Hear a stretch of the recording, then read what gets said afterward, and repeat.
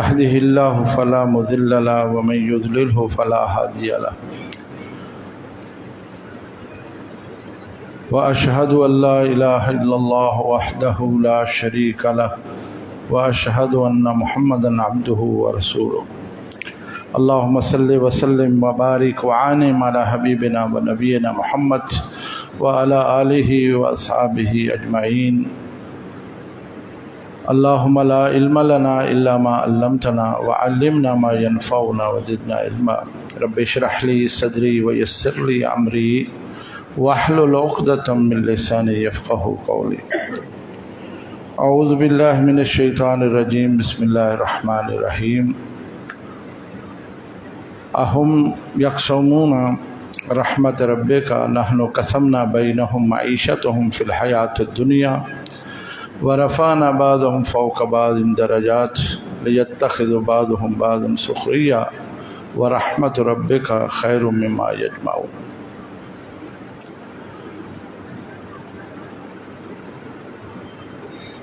بہت ہی واجب الاحترام حضرات گرامی سامعین محترم،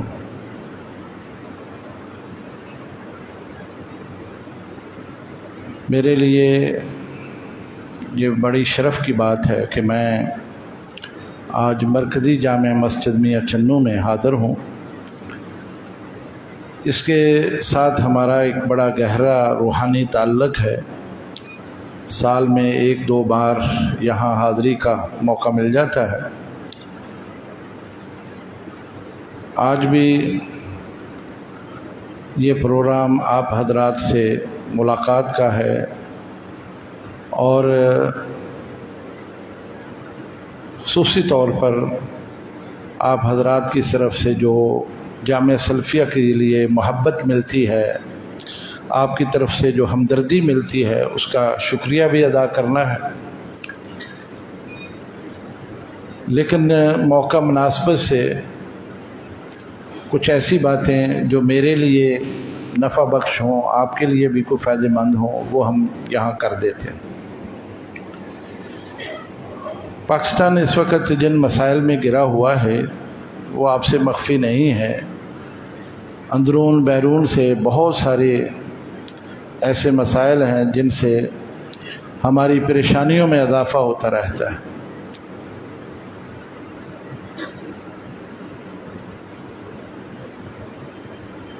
خاص طور پر اس وقت آپ تمام حضرات چونکہ کاروباری طبقے سے تعلق رکھتے ہیں، شہری زندگی گزارتے ہیں، لہذا بہت ہی ایک اہم مسئلہ معاش کا ہے، معیشت کا ہے۔ یہ ایک ایسا موضوع ہے کہ عمومی طور پر یہ سمجھا جاتا ہے کہ شاید بہت مشکل ہے، اور یہ تعلق رکھتا ہے ان لوگوں کے لیے جو ہمارا ایک نظام معاشی نظام بناتے ہیں، ہمارا سالانہ بجٹ بناتے ہیں، اور ہمارے لیے جو ہے وہ کچھ سہولیات بھی دیتے ہیں، کچھ اور بھی معاملات کرتے ہیں۔ یہ اتنی بڑی غلط فہمی ہے جس نے ہم سب کو پریشان کر رکھا۔ اگر اس مسئلے کو آپ حضرات خود تھوڑا سا وقت لے کے سمجھ لیں تو کوئی وجہ نہیں ہے کہ آپ کی ذاتی معاشی زندگی بہت بہتر ہو سکتی۔ یاد رکھیں، یہ ایسا مسئلہ ہے جس کا تعلق ایک صنعت کار سے بھی ہے، ایک بہت بڑے کاروباری شخص سے بھی ہے، دکاندار سے بھی ہے، ایک مزدور سے بھی ہے، حتیٰ کہ گھر میں رہنے والی خاتون خانہ اس سے بھی اس کا تعلق ہے۔ لیکن چونکہ کبھی غور نہیں کرتے، کبھی اس کو سمجھنے کی کوشش نہیں کرتے، کبھی ہم اس کے کچھ جو اصول ضابطے اور آداب ہیں ان کو ملحوظ خاطر نہیں رکھتے، نتیجہ یہ ہم سب پریشان۔ آج کل صورتحال کچھ ایسی ہے کہ بڑے شہروں میں بڑے بڑے مال بنے ہوئے اور تجارتی مرکز بن گئے ہیں، ایک ہی چھت کے نیچے آپ کو ہر چیز مل جاتی، ایسا ہے نا؟ پہلے ہوتی تھی نا چھوٹی چھوٹی کریانے کی دکانیں، اب وہ سلطان ہے اب بھی، لیکن اس کے ساتھ ساتھ یہ بڑے بڑے کاروباری مال بن گئے۔ آپ دیکھیے کہ ہوتا کیا ہے کہ گھر سے سودا سلف لینے جاتا ہے بندہ بھی، اس کی بیوی بھی، بچے ساتھ چلے جاتے ہیں، ٹرالی پکڑتے ہیں۔ اب گھر کے لیے تو وہ لینے آئے سودا سلف، اور سودا سلف میں عمومی طور پر کیا ہوتا ہے، گھی لے لیا، چاول لے لیے، آٹا لے لیا، کچھ ضروری جو مسالے وغیرہ لے لیے، چیزیں ہوتی ہیں۔ لیکن ایمانداری کی بات ہے، آنکھوں دیکھی یہ صورتحال ہے، لوگوں کی بتائی ہوئی باتیں ہیں، اور آپ کا بھی مشاہدہ ہوگا کہ خاتون خانہ خود جو پلاسٹک کے برتن اسے نظر آتے ہیں سب ریڑھی میں رکھ لیتے، وہ ٹرالی اس سے بھر لیتے۔ بچے اگر ساتھ ہیں تو انہوں نے اپنے کھانے پینے کی خرد و نوش، کوئی جوس رکھ رہا ہے، کوئی چپس رکھ رہا ہے، اس سے وہ ٹرالی۔ اور جو بندہ ہے جس نے بل دینا ہے، وہ پیچھے پیچھے ہاتھ باندھ کے پریشان حال ہے، اس لیے کہ وہ تو لے کے آیا 20,000 روپیہ، گھر کے لیے جو لینا تھا آٹا چاول گھی وہ تو رہ گیا، کیا کرے گا وہ؟ اور یہ ایک گھر کی کہانی نہیں ہے، ایک گھر کی صرف کہانی نہیں ہے، ہر گھر کی کہانی۔ یہ کیوں ہوتا ہے؟ ہوتا ہے اس لیے یہ ہے کہ وہ معاشی آداب نہیں آتے، اور یہ بات سمجھ لینے کی ہے کہ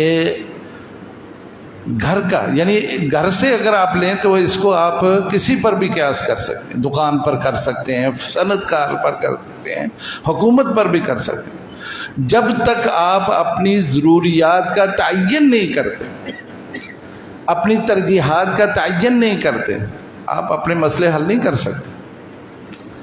آپ کی آمدن کیا ہے، آپ کی جیب میں کتنے پیسے ہیں، اس سے آپ اپنی ترجیحات کا تعین تو کریں کہ میری آمدن 50,000 ہے، 50,000 میں نے آٹا بھی لینا ہے، گھی بھی لینا ہے، نمک بھی لینا ہے، چاول بھی لینے، کچھ اور کوئی تھوڑا سا مسالہ بھی لینا ہے، تاکہ میرے گھر میں کھانا تو پکتا رہے، دالیں لینی۔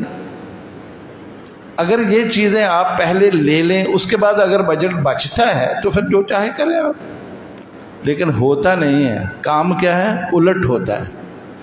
ترجیحات چونکہ متعین نہیں ہیں، نہ گھر والے کی نہ کسی اور کی، نتیجہ سب پریشان ہیں، اور اوپر سے بجلی کے بل بم بن کر وہ ہمارے اوپر گرے۔ یہ کیفیت کیوں پیدا ہوئی؟ اس لیے پیدا ہوئی ہے کہ ہمیں اس موضوع کا علم نہیں ہے، اور ہم اس کو سمجھتے ہیں یہ کسی اور کا موضوع ہے۔ کسی کا موضوع نہیں، یہ ہر شخص کا موضوع ہے۔ ہر شخص کو اس کے بارے میں بنیادی جو علم ہے نا وہ حاصل کرنا چاہیے، اور یہ کوئی مشکل نہیں ہے، کوئی مشکل نہیں۔ جب تک آپ اس کو حاصل نہیں کرتے اور اپنے معاملات خود نہیں دیکھتے، یہ معاملہ درست ہو ہی نہیں سکتا۔ اس لیے آج کی سب سے بڑی پریشانی یہ بنی، اللہ رب العزت نے ہمارا رزق کہاں رکھا ہے؟ کیوں جی، کہاں رکھا ہے اللہ تعالیٰ؟ آسمانوں میں رکھا ہے۔ ہمارا رزق میری جیب میں نہیں ہے، یہ رزق دکان پر نہیں ہے، کسی مل یا فیکٹری میں نہیں ہے۔ بحیثیت مسلمان ہمارا یہ عقیدہ ہونا چاہیے، اور یہ عقیدہ پختہ ہونا چاہیے۔ وَفِي السَّمَاءِ رِزْقُكُمْ وَمَا تُوعَدُونَ۔ اللہ نے جو وعدہ کر رکھا ہے نا ہمیں، آپ کو میں نے رزق دینا ہے، یہ رزق آسمانوں میں، یہ آسمانوں میں رزق ہے، آسمانوں سے اترتا ہے، اور اللہ جتنا چاہتا ہے وہ اتنا اتارتا ہے۔ ہر شخص کا رزق اللہ نے لکھ رکھا ہے۔ دیکھیے قرآن حکیم کی یہی آیت جو میں نے آپ کے سامنے پڑھی ہے، اللہ تعالیٰ نے یہ معیشت ہمارے درمیان تقسیم کر رکھی، کسی کو زیادہ دے دی، کسی کو کم دے دی، اس لیے دے دی تاکہ ہم ایک دوسرے کے کام آ سکیں۔ اور اسی طرح ایک اور مقام پر اللہ فرماتے ہیں، لَوْ بَسَطَ اللَّهُ الرِّزْقَ لِعِبَادِهِ لَبَغَوْا فِي الْأَرْضِ۔ اگر اللہ کھلا رزق دے دے، سب کو ایک بڑا رزق دے دے، تو یہ سب باغی ہو جائیں، یہ بندے سارے ہیں باغی ہو جائیں۔ اس لیے اللہ حسب ضرورت انسان کو دیتا ہے، جتنی اس کی اوقات ہے نا اس کے مطابق اس کو دیتا ہے، لیکن رزق بہرحال آسمانوں میں۔ اور ٹھیک ہے، اس کے لیے محنت کرنا، اس کے لیے جد و جہد کرنا، مشقت کرنا، یہ ایک ذمہ داری ہماری بنتی ہے، ہم کریں۔ لیکن بات یہ ہے کہ یہ اپنی معیشت کو درست کرنے کے لیے ہر شخص کو چاہیے کہ اس کے بارے میں معلومات رکھے، معلومات لے، اور اپنا گھر کا بجٹ اس کو خود ترتیب دے، کسی پر نہ چھوڑے، کسی پر نہ چھوڑے۔ جب کوئی شخص اس کو کسی پر چھوڑتا ہے، کبھی بھی اس کے گھر کا بجٹ صحیح نہیں چل سکتا، ضرور اس میں نقصان ہوگا۔ اور پھر خاص طور پر کاروباری لوگ، میرے خیال میں اگر آپ کا کوئی مطالعہ ہے اس معاملے میں تو یقیناً آپ کو علم ہوگا کہ نبی کریم صلی اللہ علیہ وسلم کے عہد میں بہت سارے صحابہ تاجر تھے اور بڑے کامیاب تاجر تھے۔ حضرت عبد الرحمن ابن عوف رضی اللہ تعالیٰ عنہ ہجرت کر کے مدینہ منورہ تشریف لائے تو خالیات تھے۔ حضرت ربیع بن مالک کے ساتھ ان کا اخوت کا رشتہ قائم کیا، انہوں نے پیشکش کی تھی لے لو جو لینا ہے، آدھا تمہارا، انہوں نے نہیں لیا تھا، کہا مجھے بازار کا رستہ دکھاؤ۔ بازار گئے، جا کے جائزہ لیا یہاں کون سا کاروبار سب سے اچھا چل سکتا، تو دیکھا یہاں پنیر کا کاروبار ہو سکتا ہے، پنیر کا۔ انہوں نے پنیر کا کاروبار شروع کیا۔ مورخین نے لکھا ہے کہ چند مہینے بعد وہ مدینے کے سب سے بڑے پنیر کے تاجر بن گئے، سب سے بڑے۔ اور نبی اکرم صلی اللہ علیہ وسلم کو بازار میں ملے تو خوشبو لگی ہوئی تھی، رنگ لگا ہوا تھا۔ آپ نے پوچھا وہ کیا ہوا؟ کہنے لگے یا رسول اللہ شادی کر لی، پیسہ آ گیا نا، شادی کر لی۔ فرمایا اولم ولو بشات، آپ نے کہا ولیمہ کیا، ولیمہ کرو۔ اسی طرح حضرت عثمان رضی اللہ تعالیٰ جب ہجرت کر کے آئے سب کچھ چھن گیا تھا، لیکن مدینے میں آ کے انہی بنیادوں پر، اسی خطوط پر دوبارہ تجارت کی۔ اور آپ کے علم میں ہے کہ ان سے کامیاب تاجر تاریخ میں نہیں ملتا، ایسی شخصیت جو اللہ کے راستے میں ہزار ہزار اونٹ مال سے لدے ہوئے اللہ کے راستے میں دیتا ہے، گھوڑے دے رہا ہے، پھر بھی کاروبار اسی طرح سے چمکتا دمتا ہے۔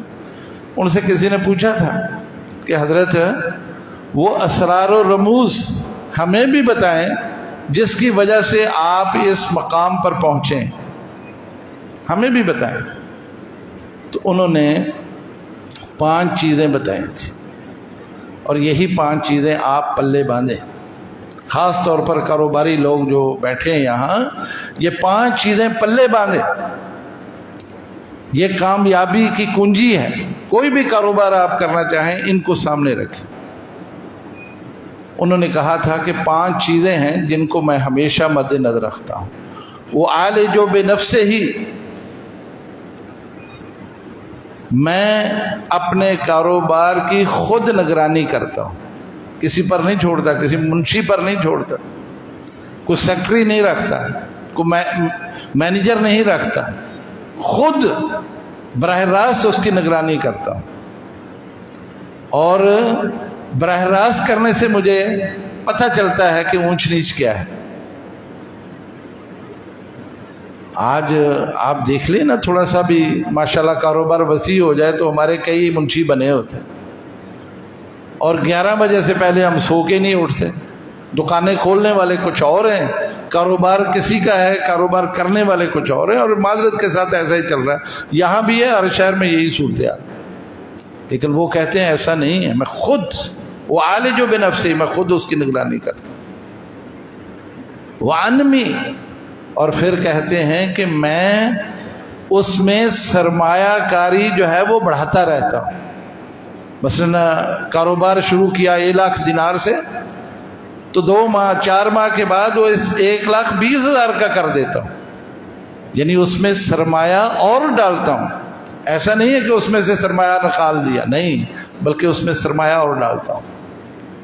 اور تیسری بات وہ کہتے ہیں ولا ازدری ربحا، میں کبھی بھی نفع کو وہ تھوڑا ہی کیوں نہ ہو اسے چھوڑتا نہیں.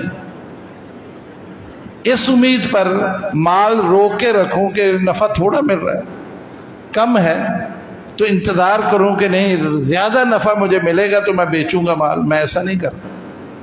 تھوڑا منافع بھی ملے میں مال فروخت کر دیتا ہوں. ولا اشتری شیخا، اور وہ کہتے ہیں کہ میں کبھی پرانا مال نہیں خریدتا، ہمیشہ تازہ مال خریدتا ہوں. کاروباری لوگ جانتے ہیں اس بات کو کہ اس میں کتنی بڑی حکمت ہے. آپ پرانا مال خریدیں، خواہ وہ خرد و نوش کا کیوں نہ ہو، گندم کیوں نہ ہو، پھل فروٹ کیوں نہ ہو، جو پرانا ہے سو پرانا ہے، اس میں کئی خرابیاں آ جاتی. کپڑا کیوں نہ ہو، اس کا فیشن ہی نہیں رہتا. سو وہ کہتے ہیں کہ تازہ مال میں خریدتا ہوں، کبھی زندگی میں نے پرانا مال نہیں خریدا. وَيَجْعَلُ الرَّاسُ الرَّاسَيْنِ، اور پھر میرا 5واں نقطہ یہ ہے کہ میں صرف ایک قسم کا مال نہیں خریدتا بلکہ کئی قسم کے مال خریدتا ہوں. اگر کھجوریں خریدی ہیں تو ساتھ کپڑا بھی خرید لیا ہے، اور ساتھ میں نے شہد بھی خرید لیا ہے، ساتھ میں کچھ اور بھی چیزیں خریدی ہیں. یعنی گویا کہ ایک ہی چیز پر سرمایہ کاری نہیں کرتا تھا، مختلف چیزیں میں خریدتا ہوں. اور اس کی وجہ کیا بتائی؟ ہو سکتا ہے کسی ایک میں خسارہ ہو، دوسرے میں نفع ہو جائے. یہ وہ 5 چیزیں تھیں جن اصولوں کو وہ اپناتے تھے، اور یہی ان کا راز تھا کامیابی کا. آپ بھی اگر آج اس نقطے پر غور کریں نا، اور اس پر آپ ذرا توجہ کریں، آپ کو سمجھ آ جائے گی کہ انسان کاروبار کو اس نقطہ نظر سے اگر کرے گا تو کامیاب ہو سکتا ہے. لیکن ہم یہ سمجھتے ہیں کہ نہیں بھائی، میں تو اپنی دانش سے اور اپنی عقل سے سب کچھ کرتا ہوں اور پیسہ کما رہا ہوں. میرے بھائی، پیسہ کمانا یہ کوئی بڑی بات نہیں ہے، اس وجہ سے کہ خصوصاً ہمارے شہر میں تو ایسی چیزیں ہیں کہ ایک جو اصل ہے اس کی 10 نقلیں بنی ہوئی. اصل کی پرافٹ کم ہے جبکہ نقلوں کے اندر پرافٹ زیادہ ہے. آپ کو علم ہے، یہ بات کوئی ڈکی چھپی نہیں ہے. وہ کسی بھی آپ مسئلے میں چلے جائیں، کوئی بھی چیز آپ دیکھ لیں، یہی صورتحال. لیکن یاد رکھنا چاہیے کہ کاروبار میں برکت اس وقت ہوتی ہے جب آپ کاروبار میں امانت اور دیانت کو سامنے رکھتے ہیں اور حلال کاروبار کرتے ہیں. ٹھیک ہے، وقتی طور پر آپ کو نظر آیا میں نے بڑا پیسہ کمایا، لیکن جس رستے وہ آتا ہے اسی رستے وہ نکل جاتا ہے، آپ کو سمجھ بھی نہیں آئے گا اور آپ سوچتے رہیں گے پتہ نہیں چلا کدھر گیا. لیکن اگر حلال ہے تو یقیناً اس میں اللہ کی خیر ہے، اس میں برکت ہے. حضرت عمر فاروق رضی اللہ تعالیٰ عنہ، ان کی عادت مبارکہ تھی بازار جایا کرتے تھے. مدینہ کا بازار کو زیادہ بڑا نہیں تھا، جاتے اور جائزہ لیتے، بہت ساری چیزیں دیکھا کرتے تھے. اور خاص طور پر کوئی نیا آدمی کو کاروبار کو دکان بنائی ہے اس کے پاس جاتے، اسے مرحبا کہتے، خوش آمدید کہتے کہ آپ نے کاروبار کیا. لیکن ساتھ پوچھتے میرے بھائی یہ بتاؤ آپ کو حلال حرام کا پتہ ہے کہ حلال کیا ہوتا ہے حرام کیا ہوتا ہے؟ اگر وہ کہتا نہیں معلوم تو اسے کہتے پھر دکان بند کر دو. مسجد نبوی جاؤ، علماء بیٹھے ہیں، مفتیان کرام بیٹھے ہیں، ان سے جا کے سیکھو حلال کیا ہے حرام کیا ہے، پھر آ کے کاروبار کرو.